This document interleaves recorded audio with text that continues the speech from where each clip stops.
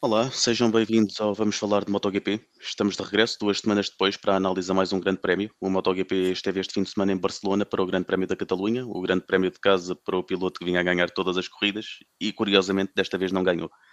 Já vamos a todos os detalhes. Antes de mais, agradecer às patronas e aos patronos do Vamos Falar de Fundo pelo apoio que dão ao podcast. Quem tiver interesse em ser patrono pode ir a patreon.com/vff1 e escolher uma das categorias de apoio.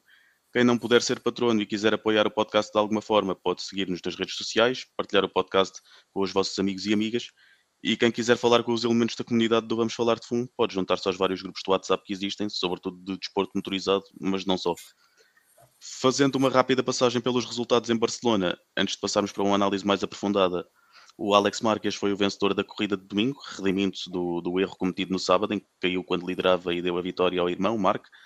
Foi uma vitória caseira também, o Alex Marques sendo irmão do também é óbvio catalão, e no domingo à frente do irmão e do Enea Bassini. No sábado, o Marco Marques à frente do Fábio Tararo e do Fábio Di Giannantonio. Tenho o Miguel e o André Santos, sejam bem-vindos mais uma vez. Eu proponho irmos construtor a construtor e proponho começar pela Ducati, que foi mais uma vez o construtor vencedor. E antes que me esqueça, porque é uma coisa importante referir, embora já fosse mais ou menos previsível, realçar que a Ducati já tem o campeonato de construtores matematicamente conquistado. O de pilotos só vai ser decidido para lá de Misano, depois da vitória do Alex no domingo, mas o de construtores já está ganho. O de equipas também não demorará muito tempo a ser confirmado pela Ducati Lenovo. André, a Ducati em geral é o teu destaque positivo, portanto vou-te deixar começar. Ok, olá a todos. Só pode ser o destaque positivo. Outros construtores, outras equipas que estiveram muito bem, mas tens mais uma vez duas Ducatis no pódio. Não foi o fim de semana, como te estava a dizer em off, não foi o fim de semana que estávamos habituados, talvez há um mês ou dois atrás, em que tínhamos 6 Ducatis no top 10, mas continuamos a ter, temos duas, duas em que P1 e P2, BK8 e a equipa de fábrica, mas não só isso, mas tens um Peco, eu costumo vir aqui bater nele, batia nele porque aquele sprint foi uma miséria, a qualificação foi uma miséria, o sábado foi uma miséria no geral. Mas depois faz uma cena que é recuperar de P de 21º para P7. Parece que descobriu ali a moto, ele tem-se estado a queixar e depois há 2 semanas atrás ou 3 descobriu a moto, depois deixou de descobrir a moto. Na Catalunha voltou a descobrir a moto e fez um corridaço. Não, não dá para bater no Peco sobre domingo. Por isso sim, daí ser o meu destaque positivo e não só, como referiste, construtores, Ducati Lenovo estará logo também a ganhar equipa e o quê? Talvez mais 2 grandes prémios e temos o Marc Marques, ou ele começa a cair em todas as corridas até ao fim, ou mais 2 grandes prémios e temos o Marc Marques a sagrar-se também campeão do mundo. Por isso, o destaque já tem que ser vermelho. Aí está, a camisola celebratória da ocasião. Miguel, o quão surpreendido ficaste com a vitória do Alex Marques?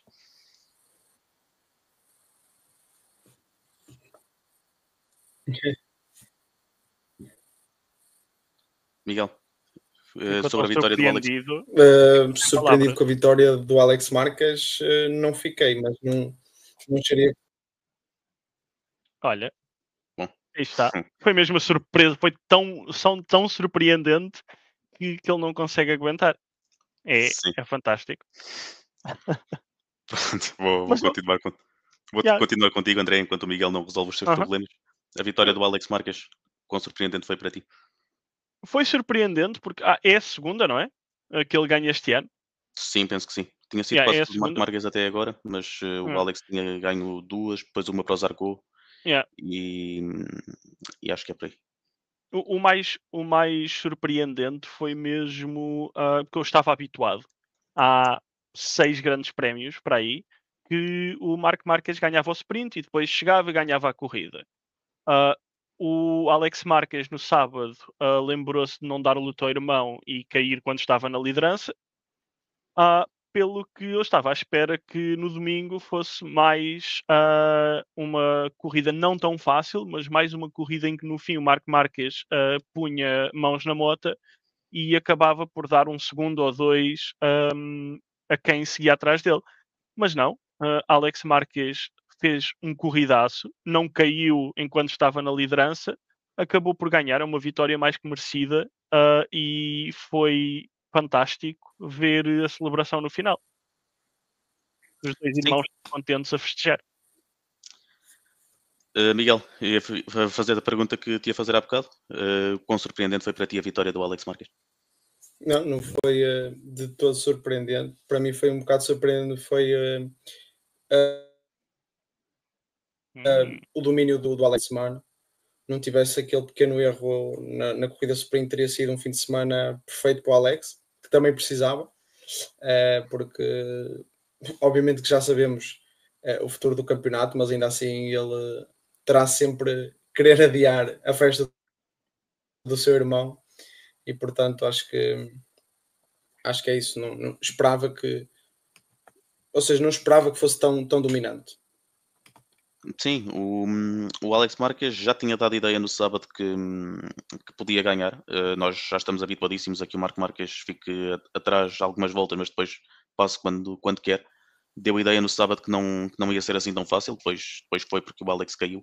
Mas o que eu valorizo mais na vitória do Alex Marques no domingo é o facto de ele ter ultrapassado o Marco em pista, porque o Marco arranca melhor, passa para a frente logo no arranque, e o Alex ultrapassa-o em pista e a partir daí nunca mais larga a liderança. É de certa forma estranho que o Marco Marques num ano tão dominante chegue ao Grande Prémio de casa e não ganhe, mas a Catalunha nunca foi uma grande pista para ele.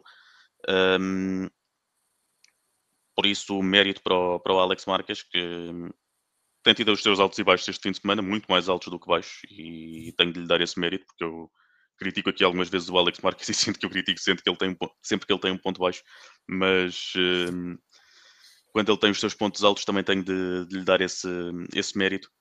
Tenho de o criticar pelo sprint porque foi um erro. Ele diz que foi um erro de algum relaxamento porque sentiu que estava quase invencível e que a corrida podia estar ganha, cometeu um erro e caiu, mas também não lhe custa assim tanto porque no final de contas o Marco Marques já é inalcançável no campeonato e ainda assim ele ganhou mais pontos do que o Pecco Bagnaia este fim de semana. Sobre o Marco Marques, desta vez foi segundo, mesmo numa pista em que não estava para ganhar, conseguiu os melhores resultados possíveis, que foi primeiro no sprint com a queda do líder e segundo na corrida principal. Apontam algum prazo para o Marco Marques ganhar matematicamente o título, agora que já não pode ser em Misano? É no outro. Não vale a pena. Não é para a semana, é depois. Não, era como eu estava a dizer, ele vai ter que cair as próximas. Tudo o que é grande prémio até agora, para o que falta para não ser campeão um dia. Mas eu acho que ele não vai cair para a semana, por isso. Eu, se fosse ele, marcava as férias até antes de Valência. Ele vai a Valência, ainda ganha e é campeão na mesma. Ficava parado até Valência. Sim. O grande prémio a seguir a Misano é exatamente o Japão, que vinha com uma previsão do Miguel no início do ano, que ele ia ser campeão no Japão à frente da Honda, à frente dos adeptos japoneses. E provavelmente é o que vai acontecer. Ou o próximo fim de semana lhe corre muito, muito mal, corre como tem corrido ao Pecco, ou então Japão será. Nem vale a pena pensar noutra coisa agora. Sim, sobre os... Só uma coisa do Alex Marques. A volta dele da qualificação foi foi um recorde. Foi a volta mais rápida que alguma vez se viu ali. Sim, estava aqui a abrir o documento da qualificação. Ele faz a pole position com 37.536. Sim, foi recorde. Quase 3 décimas à frente do Quartararo, que foi o segundo. E meteu 4 décimas no irmão, que não era fácil. O Marco Marques estava forte na FP1, mas depois o Alex foi mais forte de todos. Já falámos sobre os irmãos Marques. Propunha agora passarmos para o Pecco Bagnaia, enquanto o Miguel sai, e entra. Eu acho que a internet do Miguel está com algum problema com o Alex Marques. Sempre que se fala no Alex Marques, a internet vai à vida. Então vamos Mas deixar de falar do Alex Marques. vamos deixar de falar do Alex Marques. Peco. Peço desculpa. Isto Olha, hoje não está fácil. mas é isto. Nós dissemos que íamos deixar de falar do Alex Marques, Miguel volta. Pronto, está visto. Sobre o, Peço desculpa.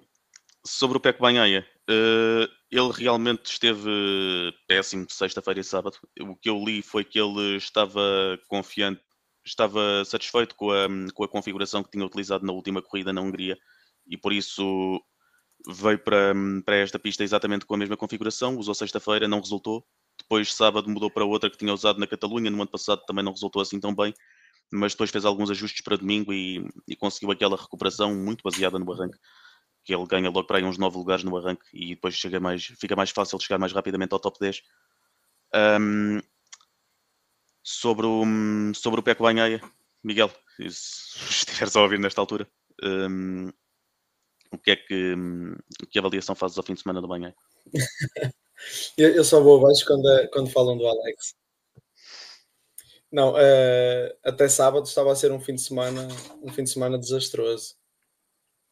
Domingo foi uma corrida de trás para a frente. O André já referiu aqui que, apesar de tudo, no cômputo geral foi uma corrida positiva para ele, não é? Ou seja, partindo do 21º, nem sempre é fácil. Obviamente que é um fim de semana que não podemos bater no Peco, segundo o André, mas ainda assim podemos, porque até sábado foi tudo muito mal.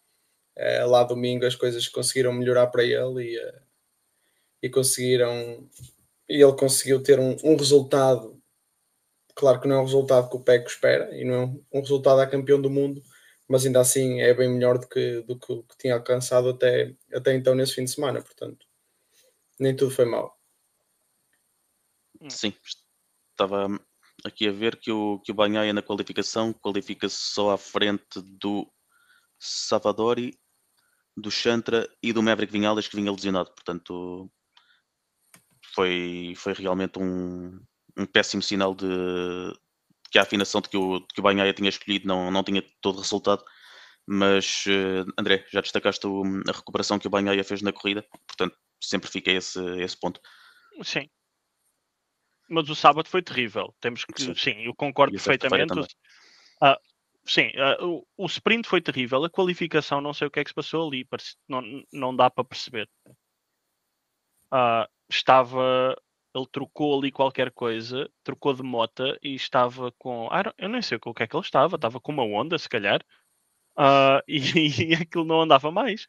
Mas depois redimiu-se o melhor que conseguia no domingo. Por isso, yeah. Sim. Em termos de campeonato, o Peco Banhaia com este fim de semana fica agora com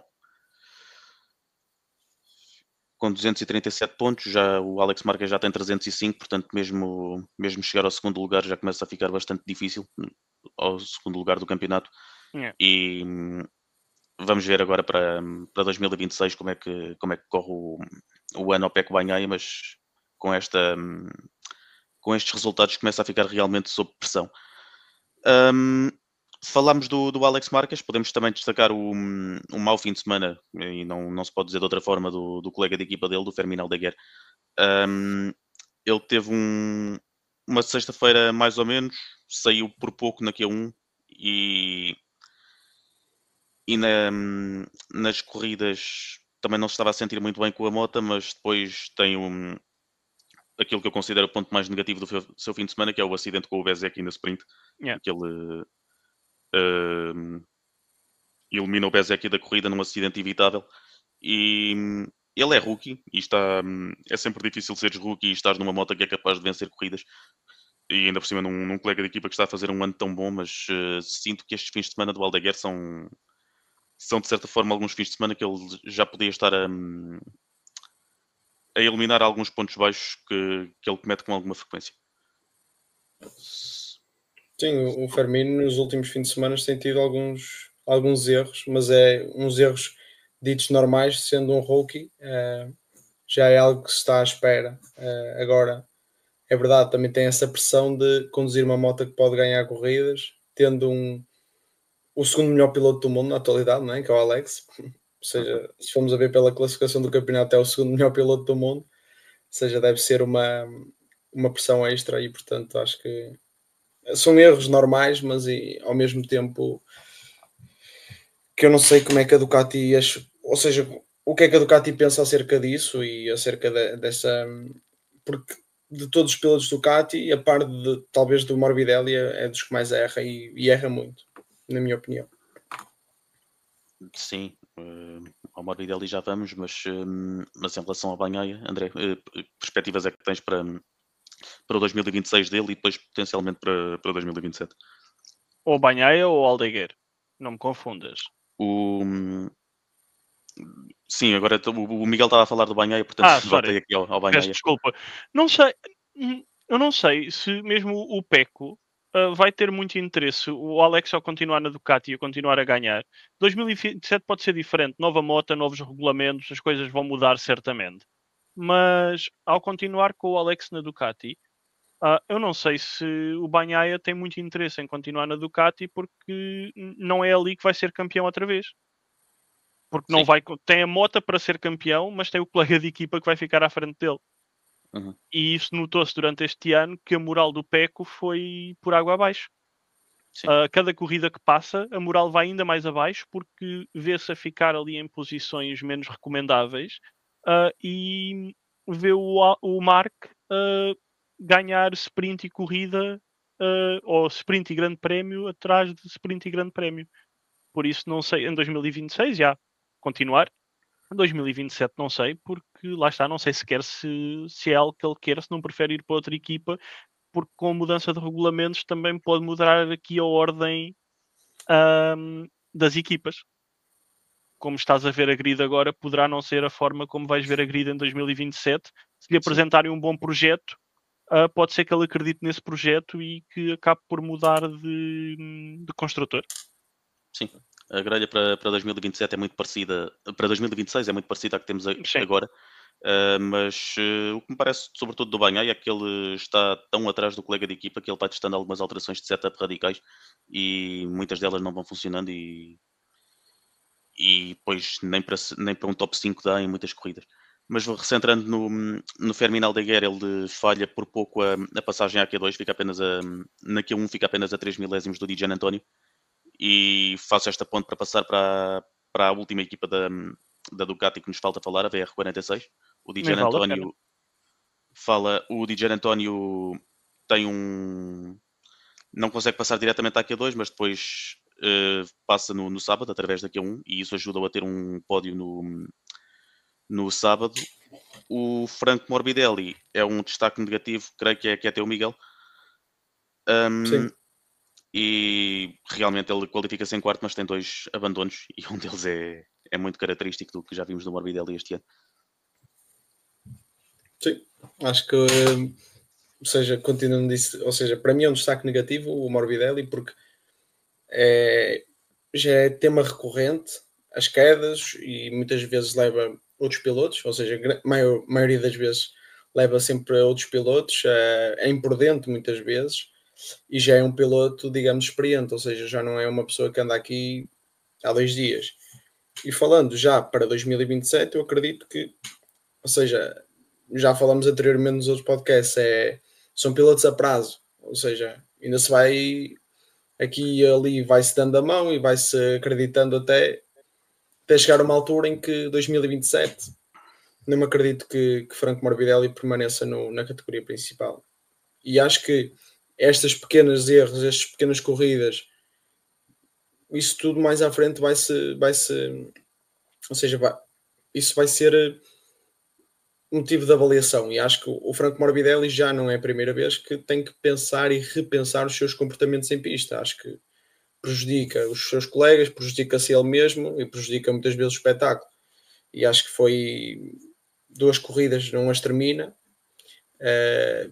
e de alguma forma há sempre ali um ou outro erro e quando vemos 2 pilotos envolvidos numa queda e um deles é o Franco Morbidelli, já sabemos qual deles é que foi o responsável. Normalmente é assim, portanto, é só dar a repetição que nós temos a certeza da responsabilidade. Acho que é o meu destaque negativo desta corrida. no caso do incidente de sábado com o Jorge Martínez, sobre tudo isso que estamos a falar, as primeiras repetições que eles mostraram nem deixavam claro quem é que tinha derrubado quem. Só depois da corrida é que mostraram uma repetição mais clara. E mesmo no domingo ele tem um incidente com o Bezzecchi que eu achei um pouco mais 50-50, mas embora o Bezzecchi também tenha ficado irritado com o Morbidelli. Mas eu não quero estar a enganar ninguém, mas eu julgo que numa corrida anterior houve um piloto que recebeu uma dupla long lap penalty por ser a segunda vez que derrubava alguém naquele ano. E com base nisso eu não percebo porque é que o Morbidelli só recebe uma para a corrida de domingo, depois do incidente com o Martin. Mas sobre o Morbidelli, André. Não, o primeiro... Diz, Miguel. Não, força. Não, primeiro, ir por aí, Bernardo, pegar no que disseste, não percebes porque é que o Morbidelli só recebe uma long lap, e depois pegar no que o Miguel disse, e se fosse assim, o Morbidelli provavelmente fazia metade de cada grande prémio a dar long laps, porque há sempre ali alguma coisa. Mas sobre a VR46, não tenho muito a dizer sobre o que vocês já disseram, faz todo o sentido, e como eu disse no início, estava tão habituado, eu que sou rookie no MotoGP, estava tão habituado a ver 6 Ducatis no top 10, no top 12, principalmente 6 Ducatis nos pontos, isso era quase certo. Este Grande Prémio da Catalunha foi uma surpresa, porque tanto o Morbidelli como o Gian António, um aguentou 12 voltas, o outro aguentou 21, e ficaram-se por ali, e principalmente o Morbidelli teve um fim de semana desastroso. Desde qualificação, sprint, nada lhe correu bem. E se a Ducati Lenovo e se a BK8 tem motas para ganhar corrida, a VR46 também tem que ter uma moto para ganhar corridas. Por isso, a moto está lá, o que falta se calhar é o piloto em cima da moto não cometer tantos erros. Porque uma coisa é seres o Marco Marques, que pode ser agressivo porque consegue controlar a moto. Outra coisa é seres o Morbidelli, que se calhar tentas ser agressivo, mas não consegues controlar a moto que tens e acabas por cometer erros e levar outros contigo. Sim, eu estava a olhar aqui para o campeonato e tanto o Morbidelli como o Di Gian António têm os dois 161 pontos. Portanto, estão os dois muito equilibrados, mas há fins de semana em que se sente que há mais potencial. E o Di Gian António mostrou esse potencial no sábado com o terceiro lugar que teve. Mas depois há outros momentos em que também acabam por deitar alguma coisa a perder. E Barcelona foi um pouco isso, com DNFs para um dos pilotos nas duas corridas e o outro também sofreu uma queda numa das corridas. Passamos para o construtor seguinte, e para o Miguel, porque a KTM é o destaque positivo dele. Foi de facto um grande fim de semana do Enea Bastianini, como eu ainda não tinha visto, mas ele está de facto a subir de forma e este fim de semana foi até agora o ponto máximo. E tirando aqui o Vinhales, que vinha lesionado e fez o que pôde, Miguel, destaca a KTM. O meu destaque positivo vai para a KTM, uma marca que tem tido muitas dificuldades este ano, além de financeiras, também em pista, tirando o Pedro Acosta, que já sabemos que é um fenómeno, ainda assim tenta ao máximo extrair tudo aquilo que pode da moto, mas este fim de semana, sobretudo no sábado, porque tiveram 3 pilotos muito bem classificados, e também no domingo, obviamente, mas no sábado tiveram os 3 pilotos, tanto o Binder como o Pedro Acosta e o Enea, muito bem classificados. Obviamente que o Vinhales vem numa situação diferente, regressa de lesão, e depois obviamente tiveram no domingo o primeiro pódio do Enea com a Tech 3, e portanto acho que foi um fim de semana super positivo para a KTM, se bem que ao mesmo tempo acredito que foi um fim de semana, ou seja, que dificilmente conseguirão manter esta sequência de resultados, mas ainda assim foi um fim de semana muito bom para a KTM. Sim, em relação ao Bastianini é de facto incrível a subida de forma dele. Ele estava com os resultados que deixavam a desejar e que colocavam até a sua continuidade no MotoGP em potencial risco. Falava-se algumas vezes do futuro do Enea Bastianini, Mas, embora aqui a qualificação não tenha voltado a ser fantástica, ele foi só nono, mas faz progresso nas duas corridas e depois acaba claramente com a melhor KTM, mais rápido até do que o próprio Pedro Acosta, e acaba com o terceiro lugar no domingo. Sobre o NE em particular, André, também te Eu, surpreende esta subida? sim, sem dúvida. Aí, não sei se já referiram, mas o Bastianini foi o primeiro pódio dele na KTM, na Tech 3.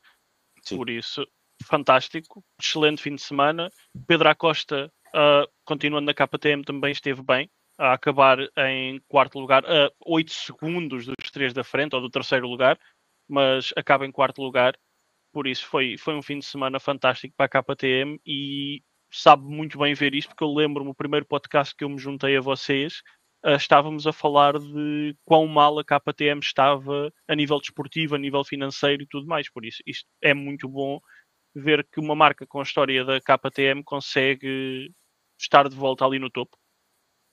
Ainda bem que falas sobre isso, porque eu ia-me esquecendo de referir, mas agora a KTM já tem o Gunther Steiner na sua estrutura. Quem segue a Era Fórmula isso que 1 eu ia sabe, dizer. É o efeito Gunther Steiner a dar o pódio ao Bastianini. certo. Quem segue a Fórmula 1 já sabe quem é que é o Gunther Steiner. E veremos. Diz.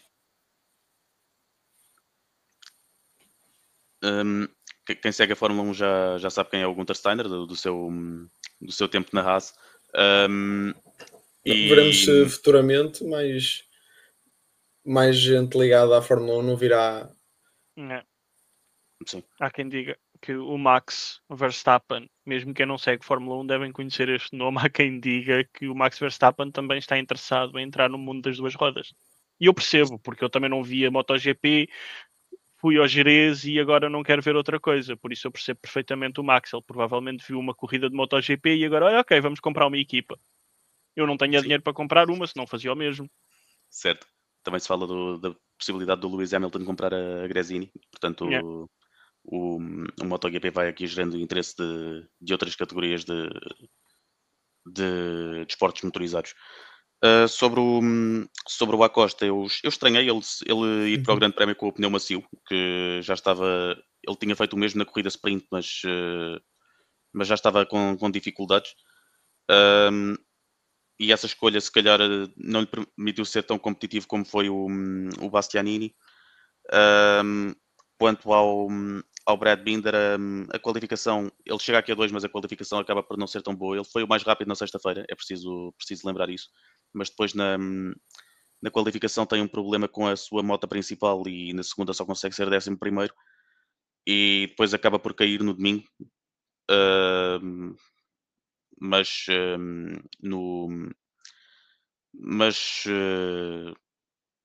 o ano do Brad Binder tem sido um pouco assim de altos e baixos. Quedas, de altos e quedas. Sim. Ele também não se aguenta muito tempo em cima da moto. Quando ele cai no asfalto. Ele não se aguenta muito tempo em cima da moto, coitado. Sim, neste caso acho que ele abusou ali numa entrada num corretor e caiu. Mas podemos então passar para o construtor seguinte, e agora vou entrar eu nos meus destaques, porque tenho aqui 2 destaques do próximo construtor, que é a Yamaha, e começo com o Fábio Quartararo, que foi para mim um dos melhores pilotos do fim de semana. Mais uma vez, claramente o melhor piloto da Yamaha, num fim de semana em que a moto até estava mais competitiva. Ele foi segundo na qualificação, portanto voltou a fazer o brilharete em qualificação que vinha fazendo numa fase mais inicial da época. Desta vez só perdeu para o Alex Marquez, mas ao contrário das outras corridas em que ele passa muito rapidamente para trás, desta vez conseguiu aguentar-se bem, conseguiu manter o segundo lugar na sprint. Na corrida principal foi quinto e até se conseguiu defender bem dos outros pilotos, protegendo bem os pneus, que era uma coisa que ele estava com dificuldades a fazer, e portanto é mais uma vez o Quartararo a ser o principal ponto positivo da Yamaha. O salvador da Yamaha este fim de semana. Meu Deus. Quase E o Miguel Oliveira, semana. claro. E o Miguel Oliveira este fim de semana também. Continua, desculpa. Eu fiquei entusiasmado. Mas sobre o Quartararo podem comentar antes de eu ir aos pilotos da Pramac. Não, acho que é fora da curva, não é? O Fábio Quartararo está sempre um nível acima de todos os outros dentro Sim. da marca. Portanto, já não é nada que nós não sejamos surpreendidos. Agora só estou um bocadinho triste por um piloto daqueles ainda continuar naquela estrutura. Parece que está um pouco a leste de tudo. Tinha-se tanta expectativa sobre ela no início da temporada. Inclusive, a própria Ducati afirmou que seria a segunda marca e nós acreditamos que sim. Mas a verdade é que os resultados têm ditado outra coisa e acho que estão tirando o Fábio Quartararo, tem tido resultados muito pobres. Obviamente que o Miguel conseguiu agora um nono lugar. Nota-se também nele mesmo uma certa leveza nesta altura.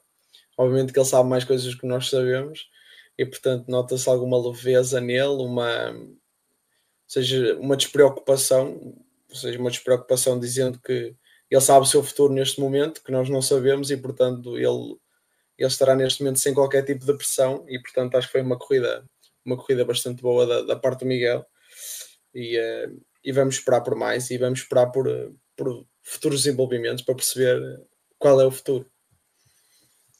O Alex Rins, André, é o teu destaque negativo, porque É. eu estranhei. Eu estranhei quando se falava do Toprak para a estrutura da Yamaha, eu estranhei que o nome do Alex Rins nunca tivesse sido colocado em causa.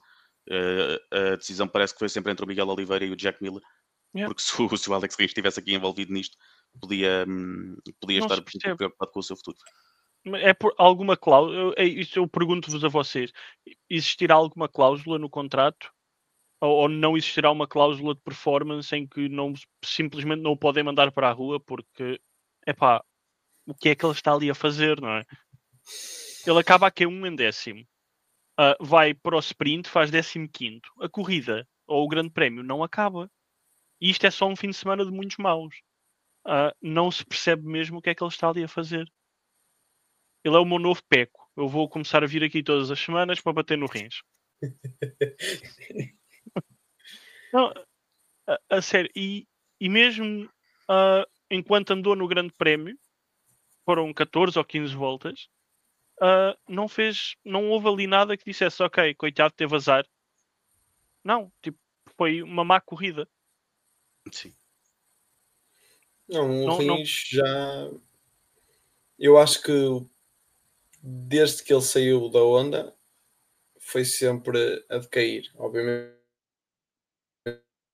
teve a lesão, teve tudo, mas ele mesmo não se nota qualquer tipo de felicidade, qualquer tipo de motivação para. E portanto eu acho que, obviamente que eu disse anteriormente e achava que era entre aqueles três pilotos, ou seja, eles eram facilmente os três, substituíveis, não é? Ou seja, tanto o Miguel Oliveira como o Rins e como o Miller eram substituíveis. Agora, parece que o Rins foi passando entre os pingos da chuva e parece que vai permanecer na próxima temporada. O que me parece a mim muito estranho. Não sei se existe algum tipo de gratidão, algum tipo de contrato que nós não sabemos, porque é de facto estranho, não existe... Ou seja, o homem não tem motivação na pista, o homem não tem resultados consolidados para poder dizer eu estou aqui porque... Ou seja, não percebo neste momento. Não percebo. Pelo que se foi falando, a decisão de fazer entrar o Toprak, pelos vistos, esteve sempre entre os dois pilotos da Pramac e, portanto, o Rins não esteve nas conversas. É preciso recordar que o Alex Rins fisicamente também já passou por algumas quedas que o deixaram muito mais limitado fisicamente do que era nos tempos da Honda, nos tempos da Suzuki, em que ele igualava muitas vezes os resultados os bons resultados do Joan Mir. Mas depois este ano na Yamaha tem sido complicado para ele e vamos ver também o próximo ano com tantos pilotos que a Yamaha está a tentar colocar nas suas fileiras, vamos ver se o Rins e o próprio Miller não ficam em perigo em anos futuros. Vocês falavam do Miguel Oliveira e é um destaque positivo meu, porque realmente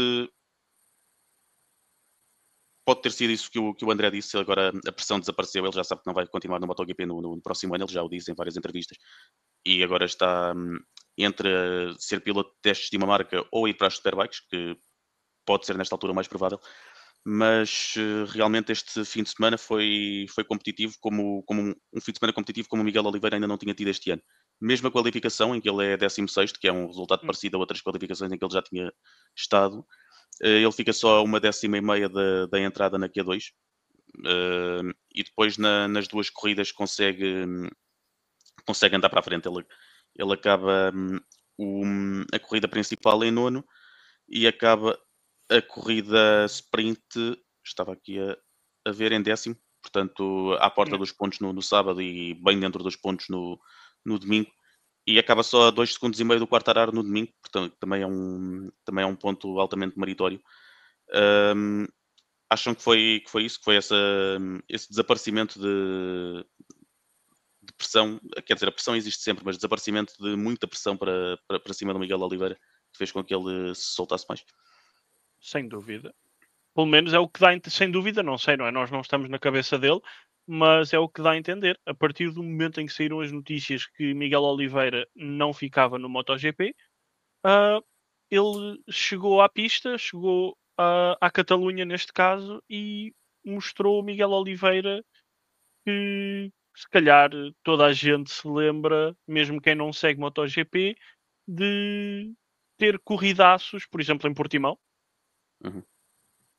E chegou ali e mostrou que de facto ainda tem ritmo, que consegue ter boas corridas, só que se calhar, não sei se poderá ser a estrutura, como o Miguel referiu há bocado, não é a melhor, poderá não ser indicado para ele, há muita pressão, muitas conversas se têm e isso tudo entra na cabeça de uma pessoa e quando eles estão ali têm que estar concentrados, têm que estar a 100% tanto a nível físico como mental e o Miguel se calhar não estava, a pressão saiu, o peso das costas também saiu e estamos a ver o Miguel Oliveira como ele pode estar.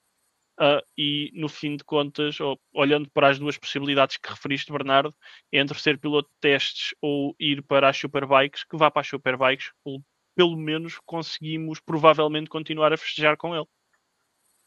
Sim, e nesta altura, hoje vi uma notícia na imprensa alemã que falava da possibilidade do Miguel ir ocupar diretamente o lugar do Toprak na BMW, portanto até podia ser bom para ele.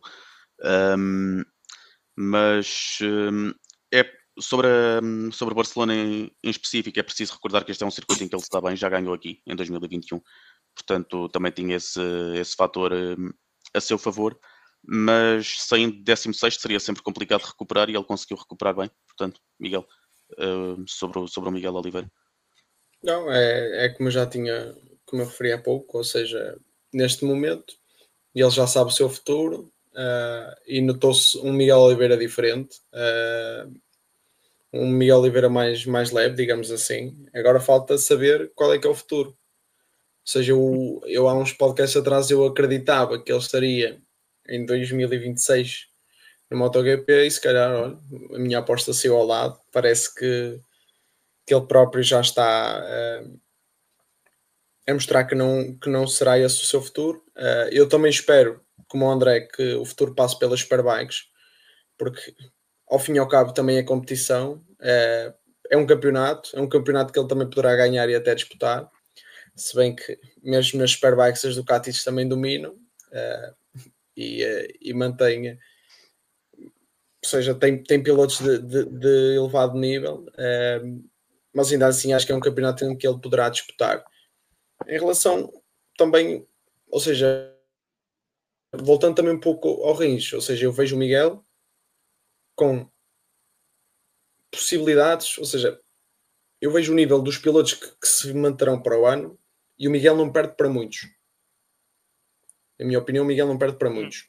Ou seja, é perceber agora qual será o futuro. Mas acho que o que nos surpreendeu a todos também este fim de semana do Miguel. Agora, é um fim de semana em que ele já está mais despreocupado. Agora veremos como é que a partir daqui ele gera o resto da temporada e veremos qual será o futuro. Se será mesmo piloto de testes, se passar pelas Superbikes, é aguardar. Sim, entre uma escolha e outra, qualquer piloto que tenha a adrenalina competitiva de um piloto prefere competir do que testar. E por aí as Superbikes encaixariam melhor. Não sei se sendo piloto de teste e continuando ligado ao paddock do MotoGP, isso lhe poderia abrir mais facilmente uma porta para um regresso ao MotoGP em 2027, Yeah. mas se impressionar nas Superbikes, esse regresso também pode acontecer na mesma. Hum, Portanto, eu não sei se este ano será o último do Miguel Oliveira no MotoGP. Até tenho dúvidas que isso aconteça. Em princípio, 2026 não será, mas poderá voltar em breve, ou então não, mas só nos próximos tempos é que teremos essa resposta. Só para completar o capítulo de Yamaha, o, o Miller não foi tão espetacular. Um, Qualificou-se um pouco melhor do que o Miguel Oliveira e esteve ainda mais perto do acesso à Q2, mas depois nas corridas só conseguiu ser 12º e 14º. Ele no domingo tem um incidente, aparentemente tem um incidente na curva 4, eu digo aparentemente porque a realização não mostrou, que é uma coisa que acontece no meio do pelotão que as posições não aparecem, que o prejudica, e ele vai mesmo à gravilha e só consegue acabar em 14º. Mas podemos então passar para o próximo construtor, e aqui podemos destacar a Aprilia, que teve um fim de semana realmente complicado. Um, Tanto o Bezzecchi como o Martin acabaram por sofrer quedas ao longo do fim de semana. O Bezzecchi, à semelhança do Morbidelli, cai nas duas corridas. Um, Numa delas não tem culpa, porque é o Fermin Aldeguer que o deita ao chão, e na outra é o tal incidente com o Morbidelli, em que eu acho que é 50-50, em que o Bezzecchi acha que o Morbidelli deixou a porta. Eu acho que o Bezzecchi arrisca um bocado demais, mas foi um bocado um fim de semana parecido àqueles que o Bezzecchi tinha no início deste ano. Ele foi só 12º na qualificação e já vimos o Marco Bezzecchi fazer bem melhor. Ahm, Acham que foi só um ponto baixo numa época que está a ser promissora? Ou acham que Sim, esta eu acho que foi só um ponto baixo, mas temos que ter em consideração que está a chegar à Ásia e a Aprilia não tem certo. tido grandes resultados na Ásia, portanto, vamos ver, vamos ver. Vamos ver como é que será agora o futuro, ou seja, os futuros grandes prémios na Ásia. Apesar de tudo, nem tudo foi mau para a Aprilia este fim de semana, porque o Ayogura fez um sexto lugar na corrida de domingo. Ou seja, foi um resultado positivo, mas a Aprilia principal sofreu algumas dificuldades. Agora vamos ver. Ou seja, chegando à Ásia neste momento eu não tenho grandes expectativas da Aprilia. Agora vamos ver se muda um pouco o chip e até as coisas correm bem, mas não sei. Hum. Sim, diz André. Não, eu ia só dizer que nem tudo correu mal, mas ao mesmo tempo correu tudo muito mal, porque com os bons resultados, ou com o bom resultado da KTM este fim de semana e com um fim de semana menos bom da Aprilia, a KTM está agora no campeonato de construtores a 2 pontos. Certo, sim. Ou seja, se calhar a Ásia pode levar a Aprilia para a terceira equipa, ou para a terceira posição, e trazer a KTM, que estávamos há uns meses atrás a dizer que coitadinhos, para o primeiro lugar deste MotoGP, porque a Ducati já nem conta, não, não vale a pena. Campeonato dos outros construtores. Yeah. Tens o MotoGP, depois tens o MotoGP ali, aquela, yeah, na Fórmula 1 é mais fácil, tens a Fórmula 1 e a Fórmula 1.5. Aqui, pronto, é algo parecido, em que tens a Ducati e tens os outros. Sim, vocês falavam do Ayogura, ele Certo? realmente Sim, a tinha. Ducati já não tem. Vocês falavam do Ayogura, ele realmente teve um regresso à boa forma que já não víamos há algumas corridas. Ele começou muito bem o ano, mas depois teve alguns grandes prémios que se qualificava muito atrás e depois não conseguia fazer muita coisa. Ele qualificou-se em oitavo e depois fez a habitual mestria na gestão dos pneus e em ritmo, e eu estava realmente impressionado com o ritmo do Bayogura. O Raul Fernandes esteve um pouco mais atrás, mas ele qualifica-se só em 15º e a partir daí não consegue fazer muita coisa. Falta discutir o Jorge Martin, cuja limitação principal neste momento na Aprilia parece-me ser a qualificação. Ele diz que em qualificações ainda está a usar ainda tem um instinto de usar muitas coisas que o ajudavam a conseguir pole positions na Ducati, na Pramac no caso, e essas coisas não funcionam na Aprilia, e isso depois condiciona-lhe as corridas, mas para sermos justos, ele no sábado é eliminado da corrida pelo Morbidelli, e depois no domingo ainda consegue um top 10, portanto Yeah. nem tudo está mal no Martin, mas é como dizia o Miguel, agora com a entrada na Ásia, vamos ver, ainda por cima já sabendo que o Martin este ano esteve para sair, num caso que esteve para ir para tribunal com a Aprilia, vamos ver se ele tem paciência para aguentar. O que é Pois que... é. Sobre o Martin, é o que estás a dizer. É preciso nós termos paciência, porque ele esteve muito tempo lesionado. Está agora verdadeiramente a começar a usar aquela moto.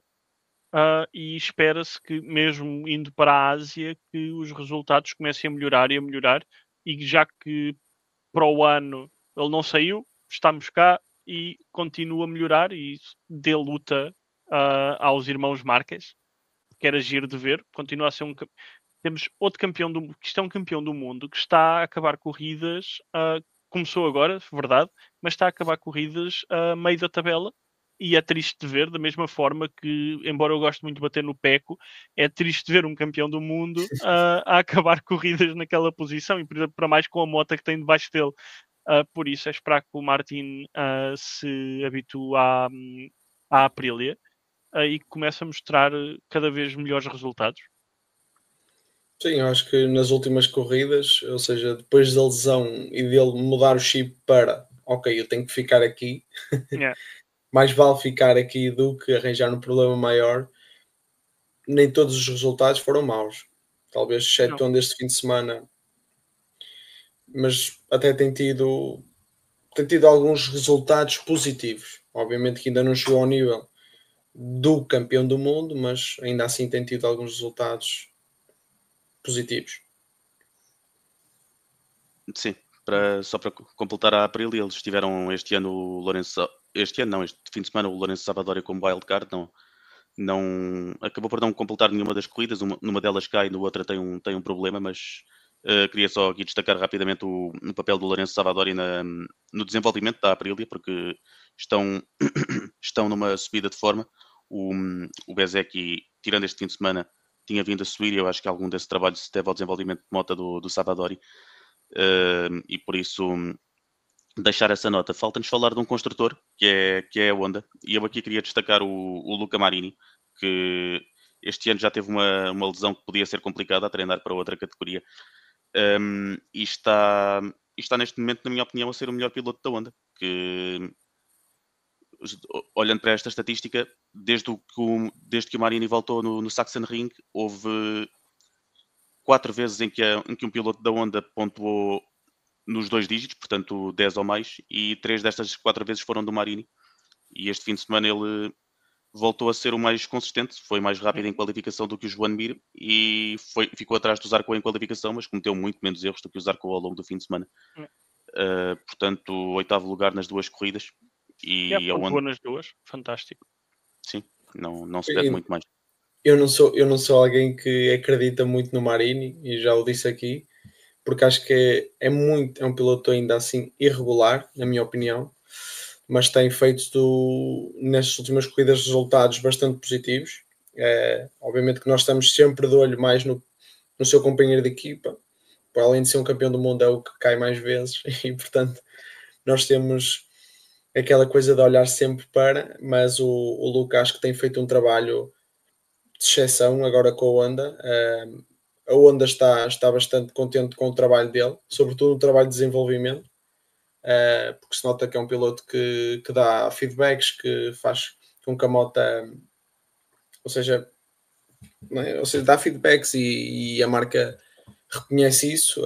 A par do Zarco, são 2 pilotos que trabalham muito bem a moto, e portanto acho que é como eu digo, não tenho grandes esperanças em relação a futuros resultados, mas estes têm sido realmente bons resultados e vamos ver se continua assim. Sim, eu há pouco falava dos erros do Johan Zarco, ele qualifica-se bem em sétimo, mas depois cai sexta-feira, no sábado tem um erro que permite a ultrapassagem de 2 KTMs e no domingo até estava a ter uma boa corrida, mas voltou a cair e portanto o Zarco já teve o seu ponto mais alto este fim de semana, quando ganhou em França, ganhar em casa com uma LCR num ano dominado pelo Marc Marques. Era altamente improvável, portanto o Zarco não tem muito mais a provar e tem uma carreira mais do que respeitável no MotoGP, mas nesta altura não está na sua melhor forma. Sobre o Joan Mir, ele tem uma má qualificação que lhe condiciona o fim de semana e depois tinha bom potencial na corrida, mas saindo de 17º não conseguiu ser mais do que 13º numa corrida e 12º na outra. Tivemos aqui também o Somkhat Chantra, que tinha estado fora nas últimas corridas por lesão, que também parece estar a despedir-se do MotoGP. Tudo aponta que vai ser o Diogo Moreira a ocupar o segundo lugar na LCR. Mas o Chantra, ainda com algumas dores, fez um fim de semana possível, tendo em conta que ele, mesmo quando não estava lesionado, já não era muito rápido.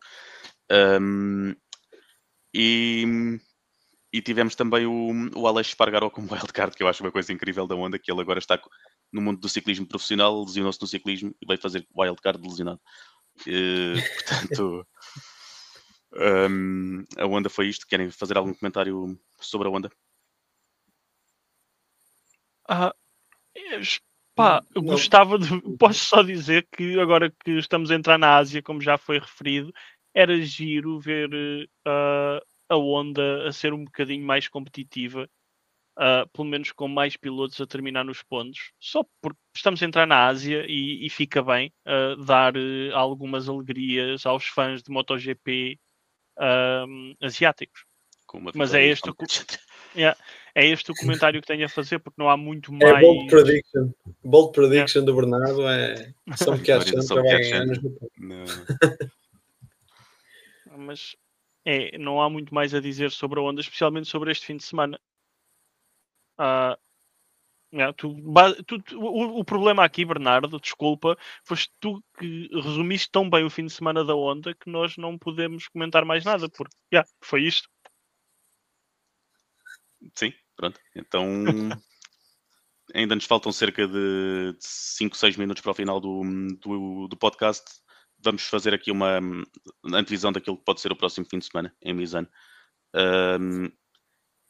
E em Misano, eu diria que muitos olhos estão em cima do Pecco Bagnaia, mas eu não sei se o Pecco Bagnaia quer que muitos olhos estejam em cima dele neste momento. Essa é a minha principal curiosidade. Sei, porque ao fim e ao cabo estávamos ali a 20 km de Tabulia, uma pressão adicional para todos os para todos os pilotos da academia e os pilotos italianos no geral, e portanto vamos ver. Ou seja, acho que o Pecco tem sofrido muito com os holofotes este ano, além de tudo, não é? Mas os holofotes, ele nunca foi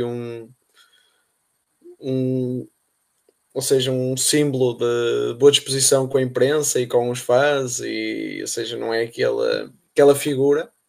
E portanto vamos ver como é que este fim de semana ele vai passar, porque vai ser um fim de semana difícil, um fim de semana com uma pressão extra, não é? Jogar em casa, e portanto vamos ver. André? Não, sim, os olhos vão estar em cima deles. Ou não me parece que Pecco vá fazer muito mais do que tem feito. Não me parece que seja agora, no espaço de uma semana, que ele vai descobrir a moto. Lamento, não me parece que seja isso que vai acontecer. A vitória, a nada correr mal, a ser uma corrida normal, a vitória irá para um dos irmãos Marques. E se tudo correr bem ao Pecco, fica no top 5.